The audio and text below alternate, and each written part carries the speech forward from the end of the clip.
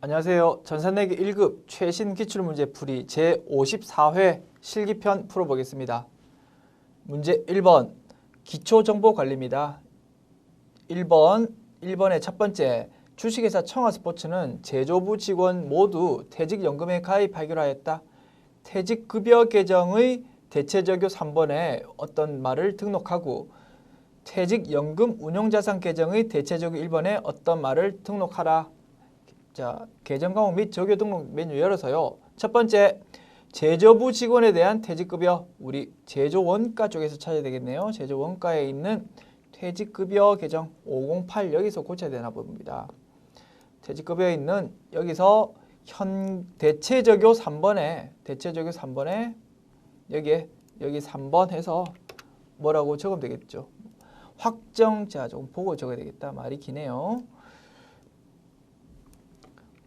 확정 기여형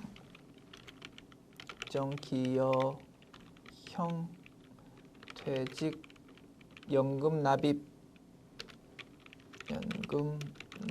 자, 붙여서 적을까요? 납입 이렇게 적으면 되겠고요. 그다음에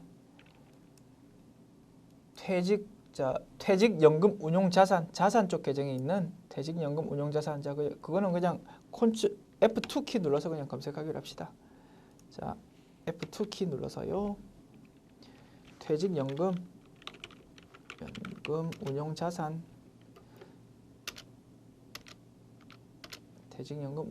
다 적어야 되겠네요. 운용자산. 자, 여기 186번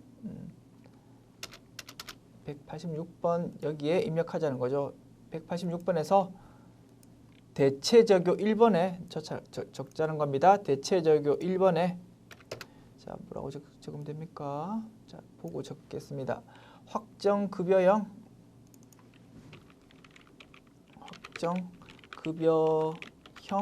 퇴직연금 부담금 납입이라고 적으면 되겠습니다. 자, 적고 나서 종료 버튼 눌러서 나오고요. 2번 두 번째, 회사 등록 메뉴에서 다음 사항을 수정하시오. 자, 회사 등록 사항에서 어떤 사항을 수정하면 되나요? 대표이사가 취임 새로 했답니다. 그러면 대표이사하고 대표이사의 주민등록번호 고치면 되겠네요. 대표이사를 송선하로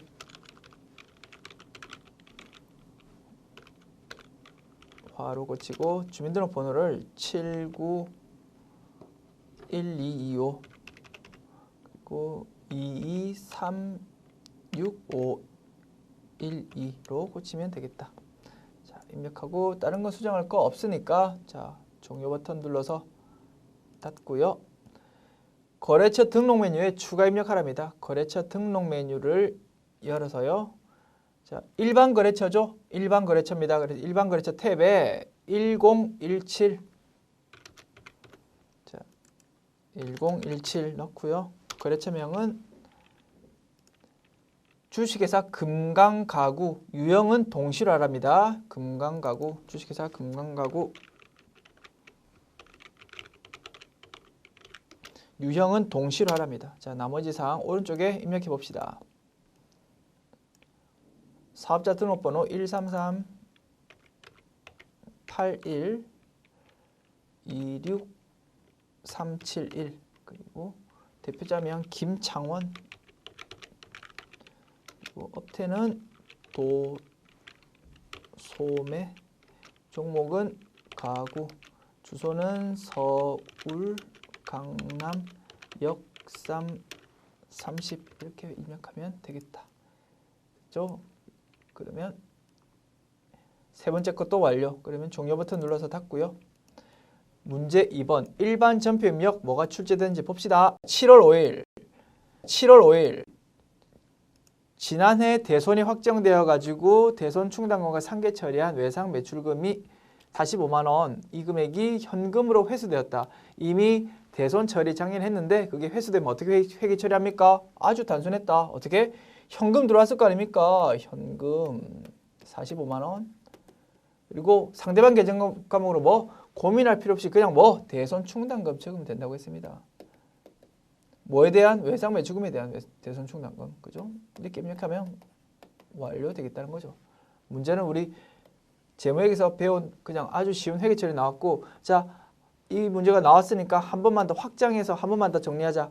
혹시라도 올해에 대손 처리한 금액에 대해서 회수되었다라는 문제가 나오면, 물론 가능성은 높지 않습니다만 그런 문제가 나오면 이와 조금 달리 어떻게 작년에 대손 처리한 게 회수되면 그냥 무조건 대손 충당금 처리하면 되는데, 혹시라도 올해 대손 처리한 게 회수됐다 하면 올해 어떻게 회계 처리했는지를 봐가지고 원래 대손 확정되면 어떻게 처리합니까? 대손 충당금 먼저 차변으로 오고 모자라는 부분에 대해서 대손 상각비 처리하지 않습니까? 그죠? 그렇게 처리하니까 올해 어떻게 회계 처리했는지를 봐가지고 그 부분에 대해서 오히려 거꾸로 대손 충당금 얼마, 대손 상각비 얼마 이걸 차변에 기록했던 걸 고스란히 대변으로 보내면서 현금을 차변으로 기록하면 된다. 그게 차이가 있었다. 그죠? 그러니까 차이는 뭐다? 작년에 대손 처리한 게 회수되면 그냥 대손 충당금, 이게 일반적인 상황이죠. 이렇게 처리하면 되는데 혹시라도 올해 대손 처리한 게 회수됐다라고 보면, 그런 문제가 혹시 나오면 올해 어떻게 회계 처리했는지를 봐가지고 그 날짜가 주어질 겁니다. 그러면 그 날짜의 전표를 보면서 아, 대손 충당금 얼마, 대손 상각비 얼마 기록됐었구나, 그걸 살펴보고 그거를 고스란히 반대 처리하면 되겠다라는 겁니다. 그죠? 가능성은 높지 않은데 이 문제가 나왔으니까 부연 설명 드렸습니다. 그리고 부가가치세법상 대손세금 고려하지 말 것. 이 말은 사실은 우리가 매출할 때 부가가치세 예수금 같은 것도 다 처리했겠죠. 그러면 우리가 대손됐다. 우리가 돈을 못 받게 됐다. 그러면 그 부가가치세 예수금도 사실은 대손됐을 때 그 처리를 했을 거라고요. 그리고 다시 회수됐으니까 그 예수금을 또 다시 건드려야 되겠죠. 그 부분은 이제 부가가치세법상 대손세 고려하지 말라라는 말은 그 뜻입니다. 그래서 부가세 매출에 따른 부가세 예수금 같은 건 고려하지 말고 우리가 배운 재무회계에서 배운 이 내용만 회계 처리해라, 이 내용이죠. 그리고 부가가치세법상 대손세 공제는 사실은 우리 전산회계 출제 범위는 벗어나는 부분입니다. 그래서 조금 더 세무 쪽을 조금 더 공부하고 난 후에 우리 회계 처리하는 부분이다라고만 알고 있으면 될 것 같습니다. 됐죠? 자, 그럼 입력 안 했죠? 입력해 봅시다. 7월 5일. 7월 5일. 자, 일단 차변으로 현금 회수됐다니까요. 현금 회수됐고 얼마? 45만 원. 45만 원. 그리고 대변에는 그냥 고민하지 말고 대손 충당금 넣자고 우리는. 대손 충당금이 뭐에 대한 대손 충당금? 외상 매출금에 대한 대손 충당금 넣기로 했죠. 그리고 45만 원 이렇게 입력하면 되겠다. 대손 충당금이니까 거래처 같은 건 필요 없죠. 그러면 이렇게 입력하면 끝. 됐죠? 2번 7월 13일 한국대학에 의뢰한 신제품 개발에 따른 연구 용역비 1,000만 원을 보통예금 계좌에서 이체 지급하였다. 무형자산으로 처리할 것. 어떤 문제입니까? 전형적인 개발비 인식 문제죠. 개발비. 즉 무형자산에 해당하는 개발비로 인식해라는 겁니다. 자, 우리가 제품 개발 위해서 대학교에 의뢰했대요. 그럼 뭐 돈이 들 거 아닙니까? 2,000만 원 들었다며요. 근데 이걸 비용으로 처리하지 말고 무형재산으로 처리하래요. 그럼 뭐 개발비라고 처리하면 된다는 거죠. 7월 13일 차변에 개발비로 처리하고 금액은 1,000만 원. 자, 그리고 잠시만요. 조회해서 개발비 한 번 더 확인하고 226번 맞다 확인한 후에 입력하고, 자, 대변에는 보통예금 계좌에서 주었답니다. 보통예금으로 줬다. 그럼 이렇게 입력하면 완료. 됐죠? 분계는 단순했고 개념이 중요했다라는 겁니다. 7월 18일 주주총회에서 결의한 바에 따라 유상증자를 실시하여 신주, 만주, 액면가액 1,000원을 주당 2,500원에 발행했는데 증자와 관련하여 수수료 12만 원이 발생했다. 나머지 금액이 증자대금으로 보통예금 계좌에 입금됐다. 자, 우리 주식 발행 문제입니다. 주식 발행인데 주당 2,500원에 발행했다. 액면가액이 1,000원인데 주당 2,500원 어떻게? 할증 발행한 유형 나왔네요. 주식 발행 문제고 주식 발행이며 할증 발행이다. 그리고 추가로 뭐가 등장했다? 주식 발행 수수료, 주식 발행 비용이 지금 나타난 사항이다. 됐죠? 정리됐죠? 주식 발행 과정에서 수수료 같은 게 생겼다. 12만 원만큼 작게 들어온다는 겁니다. 됐죠? 그러면 우리 만주를 발행했는데 주당 2,500원에 발행했대. 그럼 돈이 얼마 들어오겠습니까? 원칙은 만원, 만주 곱하기 2,500원. 2,500만 원이 지금 돈이 들어와야 돼. 보통 예금으로. 근데 2,500만 원에서 12만 원만큼은 차감된 금액만 들어오겠지. 왜? 12만 원은 수수료니까. 그래서 마이너스 12만 원 하면 얼마입니까? 24880,000 24880,000원만 들어올 거라고 돈이. 그래서 이 부분만큼만 보통 예금 차변을 인식하고, 자, 대변에는 대변 쪽에는 자본금과 주식 발행 초과금 두 가지로 나누면 되겠다라는 겁니다. 됐죠? 입력해 봅시다. 분석됐으니까 입력해 보자. 18일 차변에 보통 예금으로 들어왔는데 돈이 얼마 들어왔냐면 2,500만 원이 아니고 24880,000만큼 들어왔대. 수수료가 12만 떼였거든. 그래서 대변에는 뭘 인식해야 된다? 자본금 일단 인식해야지. 자본금은 액면가액 중심으로 인식하면 되겠다. 한 주당 액면가액 1,000원이고 만주래. 그럼 어떻게 1,000만 원이 자본금이지. 그리고 나머지 금액, 차액 금액 14880,000 자연스럽게 주식 발행 초과금으로 인식하면 된다. 주식 발행 초과금 됐죠? 인식하면 완료. 됐죠? 또 나올 수 있을 것 같네요. 그죠? 할증 발행이면서 주식 발행비가 들었다. 이 문제 또 출제될 수 있을 것 같다라는 겁니다. 4번 7월 27일 창고 임차 보증금에 대한 계약금 200만 원을 주식회사 삼성개발에 당전 발행 당좌 수표로 지급하였다.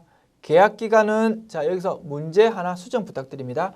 계약 기간은 2016년 8월 1일부터 내년부터 시작되는 건 맞는데 언제까지? 2017년까지로 고쳐주셔야 되겠네. 2014년을 2017년 7월 31일까지로 고쳐주시면 감사하겠습니다. 자, 수정 부탁드리고요. 자, 풀어봅시다. 계약 기간은 아직 도래 안 했어. 내년부터래요. 근데 임대차 계약이 시작되면 임차 보증금을 원래 주지 않습니까? 그걸 미리 계약금으로 주기로 했대. 즉 선급금으로 준다고 그랬습니다. 그러면 계약금이니까 임차 보증금에 대한 계약금 있더라도 어쨌든 선급금으로 처리하면 되겠다라는 겁니다. 됐죠? 그래서 문제는 쉽다. 당좌 수표로 지급했으니까 당좌 예금을 대변으로 보내고 차변에 선급금으로 인식하면 되겠다라는 겁니다. 근데 특이했다는 거죠. 이런 상황 자체가 좀 특이했죠. 그래서 정답이 선급금이 정답인데 혹시 임차 보증금으로 200만 원 처리하더라도 정답 처리되었었습니다. 이 문제 때. 그죠? 약간 특이한 상황이다 보니까 그랬던 것 같습니다.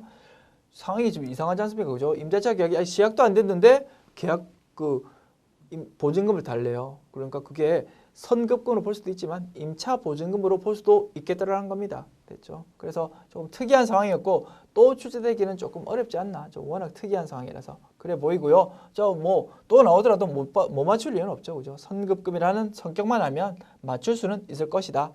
자, 7월 27일 차변에 우리는 선급금으로 처리합시다. 선급금 처리하는데 삼성 개발에 준 선급금 그리고 금액이 200만 원이랍니다. 그리고 대변에 당좌 예금으로 줬다. 됐죠? 이렇게 입력하면 완료. 5번 8월 6일 공장의 기계장치를 주식회사 대성기업에서 수리하고 당좌 수표를 발행하여 수리비용 300만 원을 지급하였다. 수익적 지출로 회계 처리할 것. 됐죠? 다 좋네. 수익적 지출이니까 수선비라는 비용으로 처리하면 되는데 공장이니까 제조 원가에 해당하는 수선비로 처리하면 되겠네요. 됐죠? 300만 원. 대금은 마찬가지로 당좌 수표를 발행해서 줬으니까 당좌 예금을 대변으로 보내면 되겠고요. 8월 6일 차변에 수선비인데 500번대 수선비를 쓰면 된다는 거지. 그리고 300만 원 그리고 대변에는 당좌 예금 300만 원 이렇게 입력하면 완료 되겠습니다. 6번 9월 8일 공장 건물을 신축하기 위해서 외부로부터 취득한 토지 5천만 원에 대해서 건물 신축을 포기하게 되어서 토지의 보유 목적을 지가 상승을 목적으로 하는 투자 자산으로 변경하였다. 자, 키워드는 뭡니까? 자, 우리 토지라는 유형 자산 취득했는데 그거를 뭐 보유 목적이 지금 바꿨다는 거지. 뭘로? 투자 부동산이라는 계정 과목으로 바꾸면 되겠다. 투자 목적으로 보유 목적이 바뀌었다라는 거죠. 그래서 투자 부동산이라는 계정 과목만 알면 바로 풀 수 있겠네요. 그죠? 9월 8일 차변에 투자 부동산으로 바꿔주세요. 투자 부동산으로 5천만 원으로. 원래는 뭐였었는데요? 토지라는 유형자산으로 있었다니까. 이걸 대변으로 보내주고 없애면서 차변으로 이름을 싹 바꿔주자라는 겁니다. 자, 그러면 6번 완료. 자, 매입 매출 전표 입력에서는 어떤 게 출제되는지 봅시다. 첫 번째, 9월 17일 원재료 납품업체의 공장 건물 준공식에 쌀 10포대를 선물하면서 쌀 정미소로부터 계산서를 수취하고 보통 예금에서 이체했다. 자, 우리 고민에 빠집니다. 우리 선물로 줬다. 접대비네. 그리고 쌀 뭡니까? 면세 제화라는 겁니다. 면세를 선택해야 되나 불공을 선택해야 되나 고민에 빠지시는 분들이 있더라는 겁니다. 자, 우리 개념만 정확하다면 전혀 고민에 빠질 필요가 없다는 겁니다. 외울 필요도 없는 겁니다. 자, 우리 생각해 봅시다. 불공이란 건 어떤 경우에는 한다고요? 다시 한번 상기해 봅시다. 불공이라고 우리가 처리한 이유 자체는 매입세 공제도 못 받는데 왜 그거를 부가세 신고서에 넣어야 된다? 부가가치세 신고서에 보면 일단은 우리가 세금 계산서를 받은 거에 대해서는 무조건 신고서에 넣기로 돼 있다. 그런데 그중에서 불공받는 거는 즉 매입세 공제 못 받는 거에 대해서는 따로 표기를 해야 되니까 어쨌든 그런 이유에 있어서 불공이란 게 입력이 된다는 거죠. 그래서 불공이란 거, 즉 접대비 목적이니까 불공이야 이렇게 처리하려면 전제 조건이 뭐다? 상대방으로부터 내가 세금 계산서를 받았는 경우에만. 세금 계산서를 받았고 버젓이 부가가치세 얼마 적혀 있지만 내가 공제받을 수 없을 때에만 불공이란 걸로 우리가 입력을 한다는 겁니다. 됐죠? 그래서 쌀 같은 경우에는 면세 제화니까 부가가치세라는 게 없죠. 아예 적혀있을 여지가 없다는 겁니다. 면세 사업자의 경우에는 세금 계산서가 아니고 여기 있는 계산서 같은 거를 지금 발행해 준다는 거죠. 내가 계산서 같은 걸 받았지만 거기에는 부가가치세라는 게 적혀 있지가 않기 때문에 불공이란 건 적힐 여지가 없다는 거죠. 됐죠? 그러니까 고민할 필요도 없이 이건 뭐 면세로 입력을 당연히 해야 되는 겁니다. 그래서 면세 제화의 구입이니까 53 면세 거래 유형을 그걸 입력하면 되겠죠. 됐죠? 그리고 신규 거래처 등록을 해달래요. 자, 신규 거래처 여기서 등록하면 되고요. 9월 17일 그럼 매입 매출 전표 열어보자고요. 9월 17일. 그래서 뭐 이 사안 자체가 중요하냐? 뭐 이 사안 자체도 나쁘지 않은 케이스인데 문제로 나올 수 있는 지문이긴 한데 제가 그것보다 더 중요하게 생각하는 건 뭐 우리가 입력을 하고 이게 작업을 하면서 기계적으로 하는 건 좋지만 이해를 하고 제대로 이해한 후에 자신감 있게 기계적으로 신속 정확하게 계산하는 게 중요하지 무조건 외운다? 이러면 좀 언제 무너질지 모르는 사상 누각이 될 수도 있다는 겁니다. 그래서 저한테 이왕 배우신 거면 조금 체계적으로 지식을 쌓아가지고 자신감 있게 업무 처리를 할 수 있도록 되었으면 좋겠다라는 게 제 바람입니다. 됐죠? 자, 계속 진행할게요. 9월 17일 유형은 53 면세라니까 자, 53 면세 됐죠? 53 면세 공급가액은 포대당 4만 원, 10포대면 40만 원 되겠네요. 40만 원. 됐죠? 그리고 코드는 쌀 하면 안 뜨겠죠? 그럼 어떻게 신규 등록 이걸 클릭하면 되겠죠? 신규 등록해서 코드 번호 몇 번으로? 260으로 입력하고 쌀 정미소 이렇게 입력하고 거래처 유형은 뭐로요? 거래처 유형은 따로 언급이 안 돼 있으니까 그냥 동시로 할게요. 자, 다시 쌀 정미소 3번 그리고 사업자 등록번호가 11090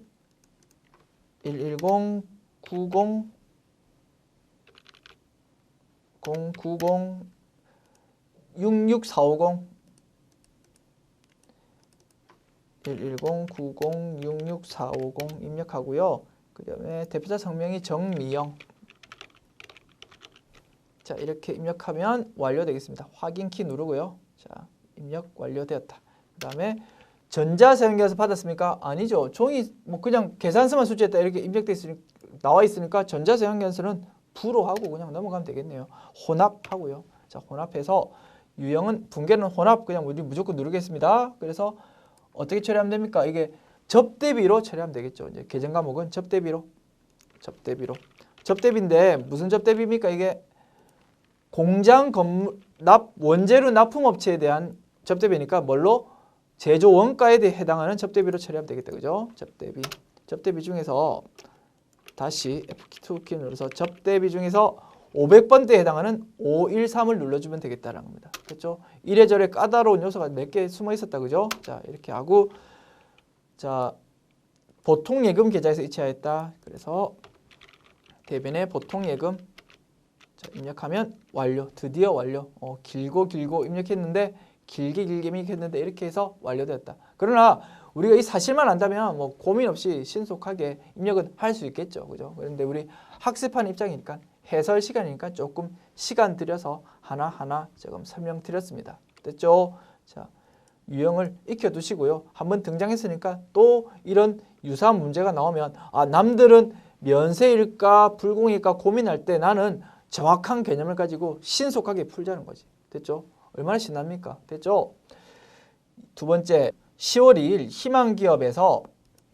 희망기업에 제품을 매출하고 전자사용료에서 발행했습니다. 대금 중 80만 원은 발행어음을 받고 잔액은 외상으로 했다. 전형적인 뭐 매출 거래네요. 전자사용료에서도 발행했고, 그죠? 그런데 특이한 점은 뭡니까? 우리 희망기업에 팔았는데 우리 어음에 대해서는 받을 어음으로 기록해야 되는 어음은 수원상사가 발행했대. 거래처만 조금 달라진다. 그게 특이했다. 그죠? 그것만 특이하고 전형적인 매출 거래다 보면 되겠습니다. 400단위 곱하기 5,000원 하면 얼마입니까? 200만 원 나옵니다. 그죠? 400단위 곱하기 5,000원은 200만 원. 그럼 공급가액이 200만 원 되겠구나. 자, 확인했죠? 자, 그러면 10월 2일 거래 유형 11번 매출이고 공급가액 200만 원. 그리고 부가세 자동으로 입력되고 희망상사, 희망기업에 했고 전자사용료에서 발행했죠. 그리고 붕괴는 그냥 무조건 혼합 찾기로 했고요. 자, 제품 매출 부가세까지는 제대로 입력됐네. 자, 오케이. 그리고 차변 쪽 입력하자고. 차변 쪽 받으러옴인데 우리 이게 거래처가 희망기업이 아니고 뭘로? 수원으로. 수원 상사로. 요것만 수정해 주자라는 게 특이했다라는 겁니다. 금액은 얼마 했다고요? 80만 원. 80만 원을 받고 80만 원. 됐죠? 그러면 나머지 금액 대차 차액 140만 원 이 금액이 뭘로? 외상 매출금으로 입력되겠다라는 거죠. 외상 매출금. 자, 이렇게 입력하면 입력 완료 되겠습니다. 됐죠? 3번 10월 5일 세계로 상사의 구매 확인서에 의하여 제품 500만 원을 외상으로 공급하고 영세율 세금계산서를 교부했다. 전형적인 구매 확인서 매출 거래네요. 키워드는 구매 확인서. 그러면 유형은 뭐다?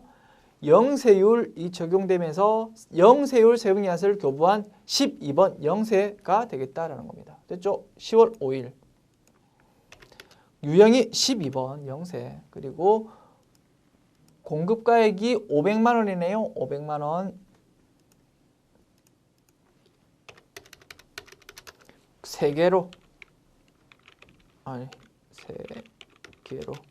세계로 상사에 전자세금계산서 발행했고요. 자, 이거 붕괴 먼저 그냥 입력할게요. 혼합으로 그냥 우리 무조건 엮기로 했고 영세율급을 뭡니까? 3번 내국신용장 구매확인서 유형으로 선택하고 제품 매출 500만 원 맞고 차변에 우리 뭘로 받았다고요? 외상으로 공급했답니다. 그러면 뭐 외상 매출금 하면 되겠네. 상 매출금 입력하면 완료 되겠다는 겁니다. 4번 11월 12일 공장용 화물차 고장으로 1등 카센터에서 수리하고 수리비 60만 원 부가세 별도를 다음 달에 지급하기로 하고 전자세금계산서 발급받았다. 차량 유지비 계정을 사용하며 확정된 채무로서 미지급금으로 회계 처리하기로 하였다. 자, 모든 자료 다 줬네요. 자, 화물차네요. 공장용 화물차 고장으로. 근데 계정 과목은 뭐 차량 유지비 쓰래요. 그리고 뭐 제조 원가에 해당하는 차량 유지비 있으면 되겠다는 게 첫 번째 결론이고, 중요한 포인트는 우리 부가세 유형은 뭐 해야 되겠습니까? 자동차지만 불공이 아니라는 거죠. 왜? 화물차, 트럭이겠죠. 트럭은 공제 받을 수 있다는 겁니다. 수리비 같은 거 경우, 그죠? 그래서 차량 유지비로 계정 과목 처리하고, 우리 불공이 아니고 그냥 일반적인 전자세금에서 발급받았으니까 51번, 그죠? 과세 매입으로 처리하면 되겠다라는 거죠. 됐죠? 그러면 11월 12일 이렇게 봅시다. 11월 12일 유형이 51번 그냥 일반 과세 매입이라니까. 그리고 공급가액이 얼마입니까? 60만 원. 됐죠? 입력하고 1등 카센터. 1등 카센터에서 샀고 전자세금계산서 발급받았답니다. 그리고 분계는 혼합으로 그냥 하기로 했고, 원재료가 아니고 뭘로? 차량 유지비로. 차량 유지비라는데 우리 뭐에 대한 공장용 차량 유지비. 그러면 500번대 코드인 522 써야 되겠다는 거죠. 됐죠? 그럼 입력. 자, 잠깐만. 차변 쪽 입력됐고 대변 쪽 뭘로 지급했습니까? 미지급금으로 처리하자. 대변 미지급금. 됐죠? 이렇게 처리하면 되겠다. 완료되었습니다. 5번 11월 19일 수출용 제품의 제조를 위해 원재료 공급가액 3,500만 원짜리입니다. 이거를 주식회사 태명으로부터 외상 매입하고 영세율 세금계산서를 교부받았다. 자, 우리 세금계산서를 교부받았는데 뭐 영세율이 적힌 영세율 세금계산서 교부받았답니다. 됐습니까? 그러면 바로 유형 나왔네. 뭐 유형은 52 영세를 적으면 되겠다. 전형적인 원재료 매입 거래인데 특이한 점은 유형이 부가세 유형이 52번이다만 특이했다. 그죠? 그리고 유축컨대 우리가 영세율이 적용되는 세금계산서를 받았으면 이 거래는 뭘로 인한 거래다? 뭐에 의한 거래다? 구매 확인서 또는 내국 신용장에 의한 거래였을 것이다 라고 우리 유추할 수 있다는 거죠. 됐죠? 그렇기 때문에 영세율이 적힌 세금계산서를 교부받았겠지. 우리 국내 사업자 아니겠습니까? 우리도 국내 사업자고 주식회사 태명도 국내 사업자고 국내 사업자끼리 거래이면서 영세율이 적힌 세금계산서를 교부받았으니까 구매 확인서 아니면 내국 신용장에 의한 공급일 것이다 라고 우리 유추할 수 있겠다라는 겁니다. 됐죠? 그래서 11월 19일 자, 거래 유형이 52번이라니까 영세. 그죠? 그리고 3,500만 원이랍니다. 3,500만 원. 됐죠? 그리고 태명이죠. 태명이고 전자세금계산서 발급받았다니까. 분계 혼합하고 자, 원재료는 맞네요. 3,500원 맞고 대신 지급은 결제는 뭘로 했습니까? 외상 매입했습니다. 외상 매입금 하면 되겠네. 외상 매입금 251번 넣으면 완료되겠다라는 겁니다. 6번 11월 20일 내년 여름을 대비하기 위해서 주식회사 시원으로부터 사무실용 에어컨 즉 비품이겠죠. 5대 대당 150만 원. 그러면 5대 곱하기 150만 원 곱하기 150만 원은 750만 원 나오네. 750만 원을 비품 매입하고 전자세금계산서 발급받았다. 전형적인 과세 매입 거래네요. 대금은 당전 발행, 당좌 수표로 지급하였다. 그러면 그 당좌 예금을 대변으로 보내면 되겠다. 그죠? 회계 처리는. 다 나왔다. 분석이 다 끝났으니까 입력해 보자고요. 자, 전형적인 매입 거래다. 매입 거래 51번 매입 거래고 공급가액이 750만 원입니다. 그리고 자, 거래처가 시원, 주식회사 시원.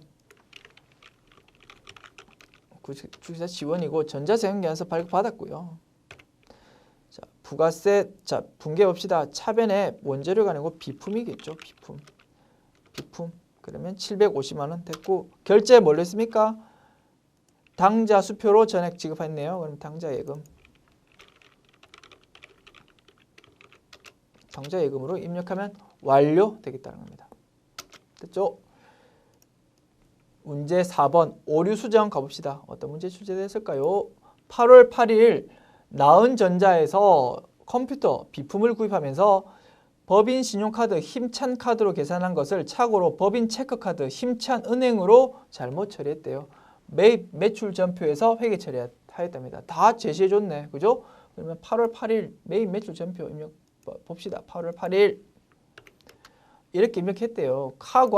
카드로 끝나요. 카드로 계산했으니까 카과는 맞겠지. 카과는 맞겠고 그리고 금액이 얼마나 금액에 대해서는 언급이 없으니까 이게 맞겠다라고 우리 볼 수밖에 없다는 거죠. 그리고 나은전자 이것까지 맞고 자 밑에 분계를 봅시다. 어떻게 부가세 대입금 이거는 맞겠지. 그리고 비품 처리했다 이것까지 맞다. 근데 대변을 보통 예금으로 처리했네. 보통 예금이 아니고 뭘로? 우리 신용카드, 법인 신용카드니까 힘찬 카드에 대한 미지급금으로 처리해야 되겠다는 거죠. 그죠? 힘찬 미지급금으로 처리해야 되겠다. 그럼 이것만 고치면 되겠네, 결론은. 그죠? 이것만 고치면 되겠다. 자, 카과가 57번 맞죠? 그러면 자, 밑에 것만 고치면 되겠다. 그러면 미지급금 뭘 고치고 거래처를 뭘로 고치자? 거래처를 힘찬 카드로 고치래. 그죠? F2 키 눌러서 힘찬 카드, 법인 카드 이걸로 선택하면 되겠네요. 됐죠? 그럼 입력 완료 되겠다는 겁니다. 됐죠? 그리고 물론 자 이렇게 하면 입력 완료된 거고 참고로 보면 자 우리 이걸 카드로 해도 되겠다는 겁니다. 카드로 결제했고 카드로 결제했고 밑에 미지급금으로 오니까 카드라는 유형을 선택해도 분계 유형을 카드라는 거 선택해도 되기는 되겠습니다만 이래저래 신경 쓰기 귀찮다는 거죠. 그냥 우리는 무조건 혼합으로 수업 목적상 그냥 혼합으로 하자라고 우리 정했습니다. 그랬죠? 자 참고로 말씀드렸고요. 9월 9일 거래는 뭐가 틀렸을까요? 주식회사 나은전자의 외상 매출금 500만 원을 회수하면서 회계 담당자의 실수로 인하여 거래처를 주식회사 대박은행으로 입력하였다. 즉 외상 매출금 회수 거래니까 부가가치세하고 상관없는 거죠. 그러면 일반 전표 입력이 입력되어 있겠네요. 그러면 9월 9일 거 일반 전표 입력 열어보자고요. 9월 9일 일반 전표 입력에 보니까 이렇게 입력되어 있다고. 자 차변으로 보통 예금 들어갔고 대변으로 외상 매출금 이렇게 기록했는데 보니까 이게 그 대박 유통을 입력한 거래. 사실은 나은전자에 대한 외상 매출금이래. 그럼 뭐 이거 계정 과목은 그대로 간다. 그런데 이것만 거래처만 나은전자로 고쳐주면 완료, 수정 완료 되겠다. 됐죠? 그리고 3번 10월 12일 세금과 공과금으로 처리한 세금과 공과금으로 회계 처리한 금액 150만 원 중 100만 원은 영업부 업무용 차량 구입과 관련한 취득세다. 즉 150만 원 전체가 세금과 공과가 아니고 그중에 100만 원만큼은 뭐 취득 원가로 처리해야 된다는 거죠. 차량 운반거라는 취득 원가로. 그러면 10월 12일 마찬가지로 10월 10일 부가가치세와 관계없으니까 일반 전표에 입력되어 있을 거란 거죠. 자, 이 거래 여기에서 세금과 공과는 실제로 50만 원밖에 안 되고 나머지 100만 원은 차량 운반구라는 취득원가로 자산의 취득원가로 처리해야 될 부분이었다라는 거죠. 그러면 입력 완료되었습니다. 자 문제 5번 결산정리사항 뭐가 출제됐는지 봅시다. 이번에는 결산정리사항이 2문제밖에 출제 안 되었네요. 보통 3문제가 출제되는데 이번엔 특이하게 오류 수정이 3개 출제되었고 결산정리가 2개 출제되었네요. 자 문제 5번에 1번 정기예금에 대해서 당기분 경과이자를 인식했다. 결론은 뭡니까? 미수이자죠. 미수이자. 정기예금 우리가 가지고 있는 계좌에 대한 이자니까 이자 수익을 인식하자는 거지. 이자 수익 그리고 미수이자 인식하자는 건데 특이한 점은 금액을 우리가 보고 계산해 보래요. 뭐 별거 없죠. 금액 계산해 보자고요. 5천만 원 곱하기 5천만 원 곱하기 자 다시 쓸까요? 자 다시 써봅시다. 5천만 원 곱하기 10%래요. 1년 동안 10%. 근데 언제부터? 4월 1일부터 지금 납입했대. 그러면 어떻게? 곱하기 10, 12달 중에서 1, 2, 3, 3달이 빠지니까 12분의 9겠지 뭐. 됐죠? 그렇게 월할 계산하자고 했죠. 그러면 올해 2015년 1년 동안 인식해야 될 이자 수익은 이거라고. 그럼 계산해보면 5천만 원 곱하기 0.1 곱하기 9 나누기 12는 3750000. 자, 이 금액만큼 3750000만큼 이자 수익으로 인식하자라는 거죠. 됐죠? 분석됐으니까 입력해 보자고요. 12월 31일자로 12월 31일자 수동결산 항목으로 차변에 미수이자 미수수익으로 해야 되겠네. 미수수익 자산으로 입력하고 금액은 3750000 그리고 대변에는 이자 수익을 인식하자고. 이자 수익을 3750000 인식하자. 그럼 1번 완료. 2번 매출 채권에 대한 1% 대손 충당금을 보충법으로 설정한다. 그죠? 전형적인 대손 충당금 설정 문제다. 우리는 뭐 자동 결산으로 풀 수 있다는 거죠. 결산자료 입력 열어서요. 1월부터 12월 열어서 자 우리 이거 열면 더 편하겠다는 거죠. 대손상각 열어가지고요. 외상 매출금 받을 엄에 대해서 얼마씩 인식하자고? 1%씩 인식하자고. 됐죠? 그러면 추가로 설정해야 될 금액이 1520000, 107000 바로 계산이 되더란 겁니다. 미수 수익에 대해서는 지금 입력하자 말 없으니까 이거를 그냥 0으로 스페이스바 눌러가지고 0으로 지워주면 되겠다.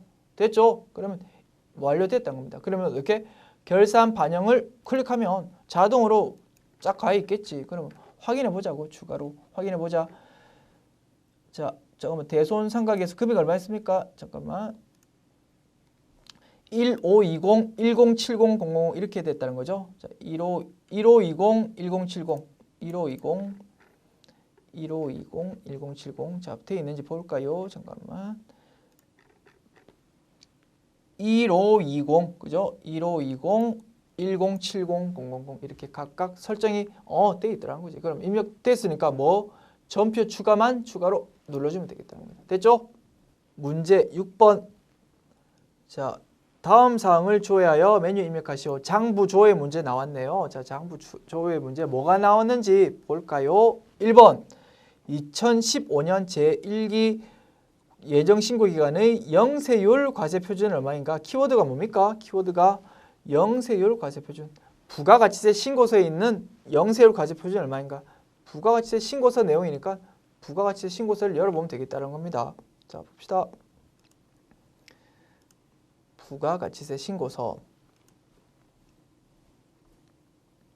부가가치 열어서 부가가치세 신고서 열어서 1기 예정 신고기간 1월부터 3월 1월부터 3월까지 해서요. 자, 열어서 영세율 과세표준. 영세율 과세표준 얼마입니까? 나와 있네요. 221550000원 이렇게 적으면 완료되겠다는 겁니다. 장부조회 문제 1번 221550000원 하면 1번 완료. 됐죠? 2번 2015년 5월과 6월 두 달 동안의 총 현금 유입액은 얼마인가? 자, 키워드가 뭡니까? 총 현금 유입액입니다. 언제 동안? 5월과 6월 두 달 동안의 일정 기간의 변동. 그러면 일계표, 월계표 보면 되겠죠. 근데 총 현금 유입액 상세 내역이니까 우리 총계정 원장 봐도 되겠다는 겁니다. 총계정 원장 보면 1월달 얼마, 2월달 얼마 나와 있으니까 총계정 원장 열어가지고 현금 계정에 대한 유입액이면 뭐 차변 쪽 보면 되겠다는 거죠. 그죠? 그래서 저는 총계정 원장 열어보도록 하겠습니다. 자, 그래서 총계정 원장 열어서요. 자, 참고로 우리가 계정별 원장 열어도 마찬가지 총계정 원장과 거의 유사한 내용을 조회할 수 있는데 계정별 원장에는 현금이란 계정이 조회가 안 된다는 거죠. 그래서 우리가 총계정 원장을 주로 사용한다는 겁니다. 자, 그럼 부연 설명 드렸고요. 5월 1일부터 6월 30일까지 봐서요. 계정 과목 전체 다 열어볼게요. 그래가지고 맨 위에 어차피 현금이 있으니까 현금 계정의 어떻게 차변 쪽 이 두 금액이 뭐 5월의 유입액이 차변, 6월의 유입액이 차변, 이 차변 금액 두 금액을 합한 금액이 현금 유입액이다라고 보면 되겠죠. 그죠? 유입액 구한 거 맞죠? 유입액, 총 현금 유입액. 자, 그러면 두 금액 합해 보십시오. 그럼 102 756 000 플러스 49 918 000은 자, 답은요. 152 674 000 됐죠? 이 금액 하면은 2번 답 완료되겠다는 겁니다.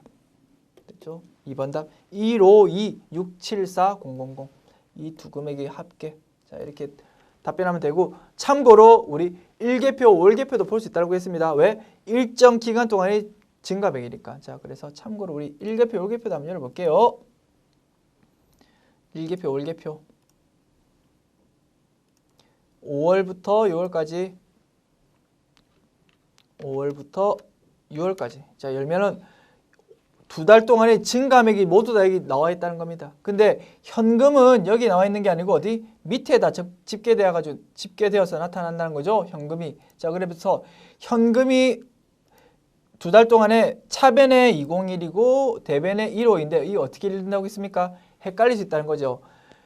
대변 쪽에 기록되는 게 현금의 유입액이고 이쪽이 현금의 유출액이다라고 우리 봤습니다. 그래서 오히려 오른쪽 왼쪽으로 보면 일개표, 월개표가 우리가 원하는 답은 뭡니까? 152 674 000 합산할 필요가 없어가지고 편하긴 한데 왼쪽, 오른쪽을 혹시 헷갈릴 수가 있다는 거죠. 그래서 그런 위험이 있으니까 우리 총계정 원장으로 보는 게 조금 더 안전한 방법이고 내가 일개표, 월개표 읽는 방법을 정확하게 알고 있다라고 보면 우리 합산할 필요 없으니까 일개표, 월개표를 통해서 조회해도 되겠다라는 겁니다. 됐죠? 그리고 물론 현금 유입액 유출액에 대한 문제니까 현금 출납장으로 봐도 되겠습니다만 현금 출납장은 우리가 기본적으로 조회 안 하고 우리가 정해진 메뉴만 가지고 우리 연습하기로 했으니까 이렇게 풀었습니다. 그리고 현금 출납장에도 달별, 월별 출금액, 입금액이 나와 있으니까 현금 출납장을 보더라도 월별 입금액이 나와 있다는 거죠. 그럼 두 달 금액을 합해보면 똑같은데 그렇게 하는 거나 아까 우리 총계정 원장으로 보는 거랑 결과가 똑같지 않습니까? 그죠? 오히려 총계정 원장이 더 편할 수 있으니까 우리가 총계정 원장으로 연습해 봤다라는 겁니다. 자, 3번 1월부터 6월까지 외상 매출 발생이 가장 큰 월과 외상 매출 총액은 얼마인가? 그 월의 금액은 얼마인가? 답 나왔네요. 키워드 나왔네. 어떻게? 가장 큰 달 이런 건 뭐 총계정 원장을 보면 된다니까. 각 월별 금액이 나와 있으니까. 자, 이거 열어놨는데 1월부터 6월까지래. 그럼 이것만 변경시켜 봅시다. 1월부터 6월까지 이렇게 가지고 전부 다 열어봅시다. 열어보고 외상 매출이 가장 컸다. 외상 매출금 증가함을 보면 되겠죠. 외상 매출금. 자, 외상 매출금이 발생했다. 차변에 기록되겠죠. 그죠? 차변 금액이 외상 매출 발생으로 우리 보면 되겠다는 거죠. 그래서 가장 큰 달이 언제입니까? 3월 달이네. 3월 달이고 금액은 얼마? 682340001. 그죠? 가장 큰 월 3월 하고 682340001 하면 되겠다라는 겁니다.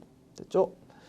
더블 클릭하면 물론 상세 내용 나와 있습니다만 이거 뭐 보면 더블 클릭하면 다 이렇게 뭐 외상 매출로 이렇게 나와 있겠죠. 그래서 이 화면에서 그냥 바로 답변해도 되겠다라는 겁니다. 3월 6823400 됐죠? 그러면 3번까지 완료되었네요. 자, 54회 기출문제 풀어봤고요. 자, 이번 회차에서는 문제 2번에 3번 그리고 문제 3번의 1번 이 정도가 조금 눈여겨볼 만한 것 같다라고 생각이 되네요. 자, 수고하셨고요. 자, 8회차 기출문제까지 다 풀어봤습니다. 그래서 우리 8회분 정도 풀어보면 충분하고도 남으니까 우리 불안한 마음에서 더 기출문제 다른 거 풀어본다 이런 거는 별로 효과적이지 못할 것 같습니다. 그래서 우리 풀었던 문제 중에서 좀 중요하다고 생각되는 것들에 대해서 반복적으로 훈련한 것이 훨씬 효과적이고 합격의 지름길이다라고 생각이 됩니다. 됐죠? 자, 수고하셨습니다.